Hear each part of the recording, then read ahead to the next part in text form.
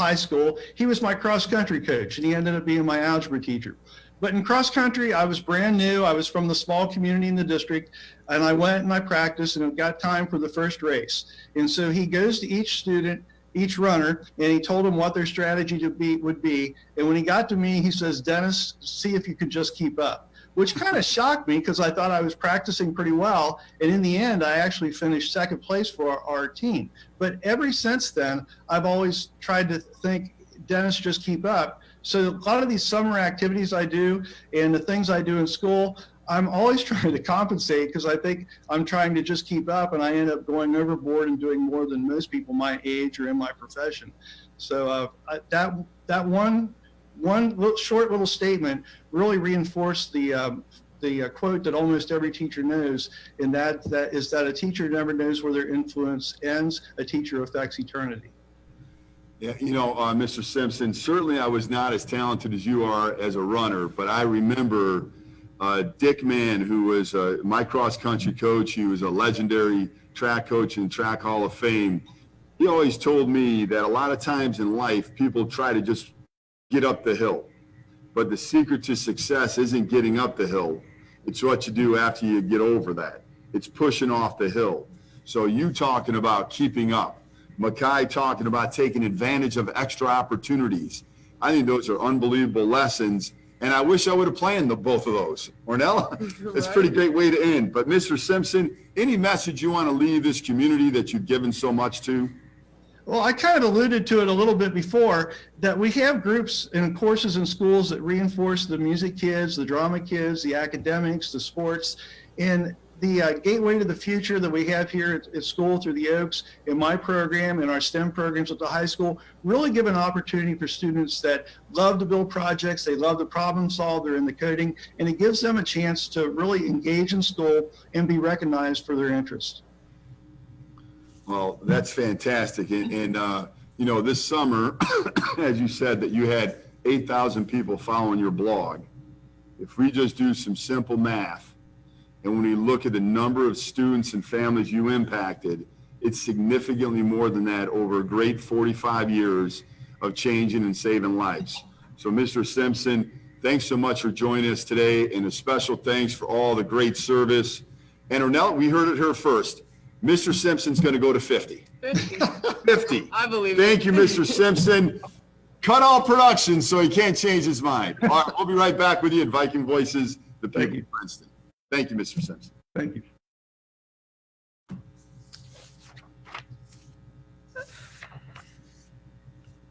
A lot of COVID questions that you could ask Dr. Jamison. Okay. You ready for the next segment? Okay. Hey, welcome back to Viking Voices, the people of Princeton. Again, I'm here today, first time ever, co-host Ornella Siakam. And you're going to meet Ornella right after this next segment, where we're going to invite Dr. Kevin Jamison. Dr. Jamison is our Executive Director of Human Resources, but boy, wait till you hear about his career and all the great experiences he's had. And he's been instrumental during this pandemic for us, the COVID-19 pandemic. Dr. Jamison, thanks so much for joining us. Thank you for having me. Dr. Jamison, I know that students have been on the forefront of your mind ever since you decided to go into education.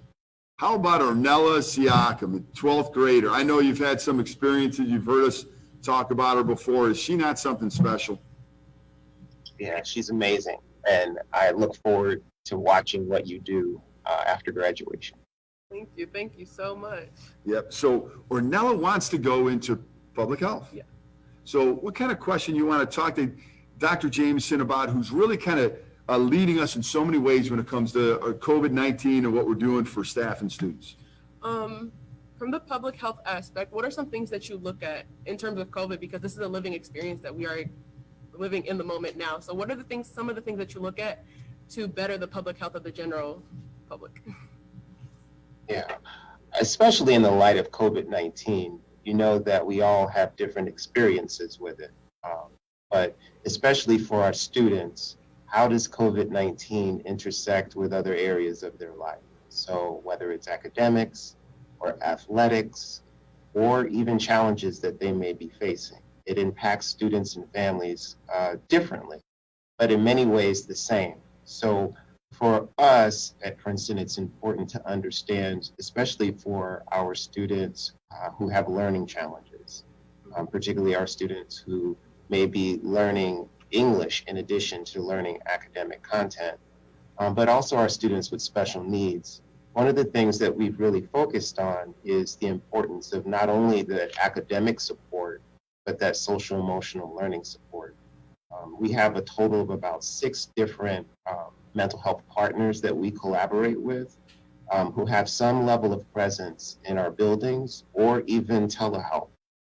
So it's important to make sure that you have a diverse range or an array of services and supports that help you problem solve, mainly because our district is so diverse. And Dr. Jamison, if I can jump in right now, Ornella and I are 6 feet apart. So if I unfortunately would have COVID, or if Ornella would have COVID, we would not have to quarantine. Can you talk a little bit about some of the like biggest challenges and some of the different protocols we put in place to keep Princeton safe? So one main protocol that we put in place, and this was really early on in our learnings about COVID and how it impacts us from a health perspective, is the importance of personal protective equipment and how that really needs to be plentiful and available to staff. So I've worked very closely with our Director of Business and Operations, John Fricke. On one side of the house in his area, he really looks at personal protective equipment and sanitation in our school facilities. On the other side of the house, I really look at those special populations of students and staff who may be more vulnerable to transmission. So we've packaged special PPE packages for our preschool classrooms, as well as our students who have special needs, who also may have medical fragility, and what type of PPE is most important for them. So, really taking a look at and making sure that, again, that we're looking at those diverse needs.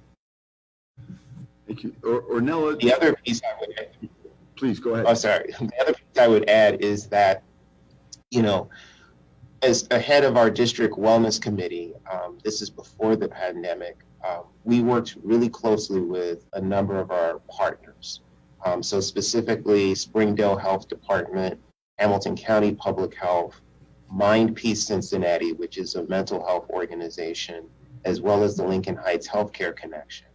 So when collaborating with them, it's been very helpful prior to the pandemic to have a communication pathway in place already.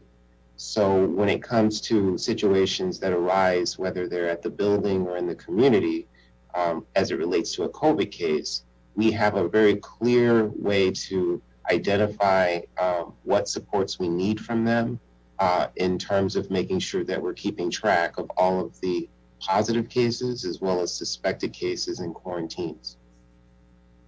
Thank you, Dr. Jamison. So Ornella, talk a little bit about your schedule as a student. And then Dr. Jamison, can you talk about like the decision to go hybrid and why that was really important? But go ahead, Ornella, talk a little bit about your schedule and what you do. So I decided to go hybrid this year. So that means I'm in school for 1 week and I'm out of school for another.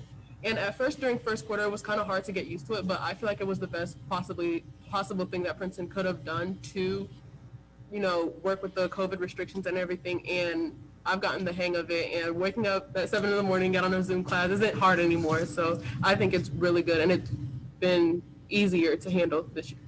So when you talk about the at-home week, there's still work going on. Yes, I still have a large workload, especially being an AP IB honors student. I still have a large workload, but it isn't like I'm at home doing nothing. Okay. So Dr. Jamison, why hybrid? Why not just come back full bore? Princeton has received a lot of recognition for our decision to go hybrid or remote. Because from the very beginning, one of the important pieces that we wanted to be sure of is that we had opportunities for parent choice and voice in the summer months. we asked actually a couple of different times and made sure that we got input from a wide variety of parents as to the choice to go remote or to go hybrid. And how it benefits us really is that, for the students who are on a hybrid schedule, they have a full week of learning and then a full week of at-home learning. And in that arrangement, it allows us to automatically kind of build in a quarantine time if we have to look at any specific cases that come up. Sometimes we've had cases where a student may be positive, but they are at home during their at-home learning week. So it allows us to really kind of make sure that we are really focused on providing support for at-home learning week, but also being knowledgeable of those cases when they are at home learning and there's a COVID situation. The other piece that is very helpful with going hybrid is just making sure that we have a way of having this kind of smaller population of students that we're working with at one time, physically in presence. So, the fact that about 40% of our student population is remote and the other 60% has been divided into scarlet and gray, it gives us an opportunity to have a third of our students in person and really focus on not only those academic supports, but also focus on the social emotional supports that have to be extended. And then the gray kids come in and then we do the same thing. And I think the other key factor associated with that decision is that it's allowed us to kind of continue and keep our cases down and really act quickly when we have a specific situation that comes up. Well, Dr. Jamison, you've been so instrumental in helping the smooth transition, and you're right. We have a great team. We got great input, and it really has allowed us to kind of forge forward. And while we all know that students need to be in school, schools were built to have students and staff working collaboratively together, learning and growing. And hopefully very soon we'll be able to bring everybody back. But in the meantime, we will continue to make decisions based upon the information we have, and specifically making sure that we protect students like Mackay, who did a great job in the first segment, and Ornella, who's here today, and all their other classmates, pre-K through 12, that are just amazing students that deserve the very best we can give each day. Dr. Jamison, any message you want to leave us with, perhaps maybe a public health announcement or anything else like that? I think definitely a public health, we're getting ready to approach the Thanksgiving holiday. And, it's very important that this holiday gives us an opportunity to be thankful for the things that we have and for the connections and relationships that we have. But also understand that this pandemic, one of several, has impacted people very personally. And so it's always important to extend grace and kindness, even in your highest points of frustration. Take a moment and take care of yourself so that you can take care of someone else. So like they tell us on the airplanes, put your oxygen mask on first so that you can then take care of that person who needs assistance. So look at it the same way. When you reach a height of frustration, look for self-care. And then institute that self-care so that you can always have a headspace that allows you to extend grace and kindness, because we don't know how the impact of the coronavirus or the racial injustice situations that we've seen this year has impacted people personally. Yet another great message to leave us with, making sure we do have self-care. We really need to take care of ourselves first, then we can help others. And as Mr. Simpson said, it was a great message as well about trying to keep up. Now, some people may say, boy, not necessarily the biggest motivational message, but really I look at that as a positive mental attitude. 83 years ago yesterday, my mother was born, and unfortunately, she's no longer with us on earth. But one of the things that she always said was to make sure you have a PMA every day, which is a positive mental attitude. And Dr. Jamison, you certainly have that. Mr. Simpson and his great message as well. And Mackay's message again, to take advantage of opportunities so you can push yourself to be the very best, because others are going to push you and you need to be willing to accept it so that you can grow. So Dr. Jamison, thanks so much for joining us. And we're going to be right back with our last part of Viking Voices, the people of Princeton. Are you ready? Yes. Okay. Welcome back. Viking Voices, the people of Princeton. I'm, of course, Tom Burton, Superintendent of Princeton City Schools. And again, this is the third or fourth time I've said it, but it's my distinct honor to have a co-host for the first time. And we're going to do this every single time throughout the course of this year. Next year, we're going to have to recruit some people maybe.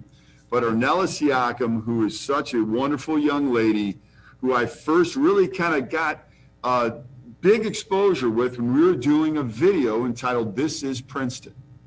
And some of her words at that point really were very informative to not only myself, but Trisha Roddy, who worked on the video, and many other people. It just resonated with us. Like, what can happen in life if you take advantage of opportunities that are put in front of you? What can you do in life if you have a mission to change the world? And that is who Ornella Siakam is. An unbelievable senior and someone who, a lot of pressure, Ornella. We do expect you to change the world. I'm hoping to. So Ornella, why don't you talk a little bit about yourself, how you feel empowered, and we're going to end this in dramatic fashion, but go ahead. So like Mr. Burton said, I'm a senior at Princeton High School. And first of all, I'm very thankful for this opportunity to be your co-host. And I don't know, this is just perfect for me. I just love it. I love the atmosphere. I know I've been kind of nervous today, but I'm getting used to it, and I know we've got this. And yeah, so one thing that he did mention was about taking opportunities, like Makai said in an earlier segment. And for me, Princeton gave me the opportunity to fall in love with poetry and fall in love with being able to have your voice heard. And that's a big thing I know that Princeton pushes, is giving students voices, and this is called Viking Voices. But yeah, like, poetry has allowed me to open myself up and speak about things that I do feel passionate about. And yeah. So Ornella, yesterday you took part in something with students across the country. Mm-hmm. You want to talk a little bit about that? Yes. So Mr. Burton gave me the opportunity to actually be a part of a social justice program that they are trying to change the curriculum, or change in terms of social justice nationwide with teachers. And I got on the Zoom yesterday, and it was really like powerful to hear what the teachers and the administrators that were on the Zoom had to say. And I feel like it's amazing because it's student led. So students are the ones that are saying, this is what we want to see happen in the schools, and this is what we want to see change. And like I said, it was an amazing opportunity, and I'm still continuing, like, it's going to be a continuous thing. So there will be more Zooms where we will get together and talk about the things. You know, one of our very first Viking Voices, Ornella, we announced that we were part of the League of Innovative Schools. And I talked about there's going to be so many great opportunities. And this is why that program was created. Yesterday was through the League of Innovative Schools. And really, you know, we talked about being part of this program. And when all these superintendents were throwing out different ideas, we talked about this space that we created this summer for students to be able to talk about their feelings. Mm-hmm. And you took part in that. Yes. You want to talk a little bit about the importance of creating space for student voice? Especially with what happened in the summer with George Floyd, unfortunately, I feel like it was very important to have those uncomfortable conversations. And the space that Princeton provided for us was really, like, I feel like it was really necessary to kind of spill out the emotions, because even through poetry, like, if you bottle up those emotions inside, it'll affect you differently at a different time. So those spaces where you can make your voice heard and spill out those raw emotions is very important. And I'm thankful for Princeton for allowing for their students to have that. So Ornella, we know you want to go into public health. Yes. Excuse me. And today, I talked to Jeremy Hessel again. He's the Director of Environmental Services for Hamilton County. He's really excited again. He talked about being able to connect with you at some point and really trying to help to see if there's some opportunities for you to learn and kind of grow. And, while it's great to hear wonderful things about Princeton or about the great teachers we have and administrators, we know that we're certainly not perfect, and I'm the least perfect person around. But we work, really hard to try to make sure that we empower each student for college, career, and life success. So one way of doing this, I feel, is to allow you a little bit of time right now to maybe do a little performance poetry, if that's okay. And we know when you think about poetry, we can maybe just say a poem. Performance poetry is maybe making it come alive and having people feel it. So however you want to do it, if you can give a couple of verses of one of your beautiful performances and maybe talk a little bit about the award you received last year. Okay. And I'm going to step out of the slide so it'll all be you. You can come right in the middle. All right. This is Siakam Speaks, ladies and gentlemen. Hey, welcome to Siakam Speaks. But like I've been doing poetry with Princeton since 8th grade, and I've gotten a few awards for it. I had a poem published in a book, 8th grade, and I got the Buddy Gray Political Award. And last year I actually won 3rd place in the slam poetry program with this poem. But today I will be performing a snippet of it. And like Mr. Burton said, this won't be as lively as I usually would do it if it was at a performance, but I'm gonna do my best. And here we go. It's titled, To My Future Son. Don't get confused with the true definition of strength. Don't let taking your guard down mean weakness, son. Be vulnerable without regret, son. Your want to protect comes from the many survivors that came before you. And son, in its own simplicity, never allow for any form of toxic masculinity force you to disrespect any individual in your life, son. Life isn't fair. It never has been, and it never will be, son. You're black. Son, love your skin in its entirety, and no matter how hard it gets, never question why God so generously poured helpless heaps of rich melanin into the mixture that came to be you. But son, your complexion is both a blessing and a curse, tucked neatly in a box topped with a bow, delivered to you at birth. It's a complex matrix you will never escape, but it's yours for the rest of your life. And son, your existence is the result of many generations of resistance. Your ancestors walked so you might one day run. MLK Jr. had a dream that you might one day bring it into realization. Just because they succeed in suppressing his with a brutal shot doesn't give you any reason why not to chase yours, son. That is a snippet of it. Thank you.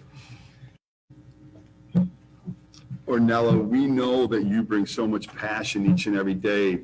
And when the horrific instances occurred with Ahmaud Arbery, Breonna Taylor, George Floyd, and the countless other social injustice and racial injustice issues that we felt, and I've talked about this pandemic we've been under for centuries. That poem, every time I've heard a couple times, that, it gets to me because of the blessing and a curse line. Being a very strong black female that's going to change the world, as we know. We're going to speak it, and it's going to happen. Speak it into existence. Just know that the work that you do and your voice, and if it's okay with you, at the end of every Viking Voices, we're going to give you some time. That'll be amazing. Okay. So, ladies and gentlemen, you heard a couple things here today. Excited. We're going to try to work with Mr. Simpson and get him for some more years. Boy, what a dynamic educator he is. But Ornella Siakam is going to Siakam Speaks at the end of every episode of Viking Voices. And so make sure you stay tuned, because Ornella is going to give thought-provoking words, and from the words of a student, authentic. It's not going to be ostracized or whatever. It's going to be what's in your heart, and we're really excited to hear what you're going to come up with. I'm excited too. I'm excited to have a platform to have my voice heard, and it could be the face for voices of many other Princeton students and Princeton around. So I'm really excited for the opportunity. Well, Ornella, co-host of award-winning Viking Voices of People of Princeton, thanks so much. We'll see you soon. And for everybody else out there, as we always say, we end everything with, as always, go Vikes. But this is what I want to say before I say that. We need to mask up. socially distance, do the right things so that we could end this one of the pandemics. The other pandemics we're faced, we have a lot more work to do when you think about the unfortunate circumstances that have led with COVID, the major increases that we've seen. We're going to continue to keep our kids and staff and the educational community safe here, and just know that if we do the little things now, the big things will take care of themselves. Thanks again for joining us on another edition of Viking Voices, the people of Princeton, and of course, as always, go Vikes.